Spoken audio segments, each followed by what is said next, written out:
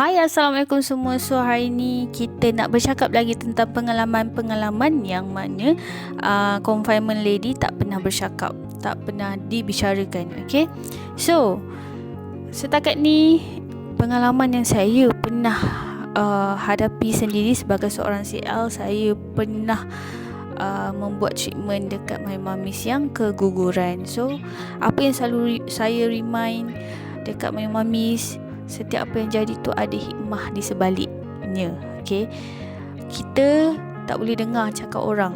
Okay, nombor satu, apa pun pendapat orang tentang kita, kita kena tolak ke tepi. Janji badan kita sihat, itu yang paling penting sebenarnya. Okay, kita kena jaga makan, kita kena jaga emosi kita. Sewaktu tu kita kena teruskan hidup, itu yang paling penting. Dan selain pada tu, saya pun ada memberi nasihat juga dekat my mamis supaya pandang hikmah. Okay, apa yang terjadi tu sebenarnya adalah bonus untuk my mamis yang keguguran. Sebenarnya nanti dia akan tuntut mak dan ayah dia dekat syurga. Kita boleh sedih, bukanlah nak kata tak boleh, sebab kita pun manusia, kita ada perasaan. Tapi ada same time kita kena kuat untuk tempuhi hidup di dunia.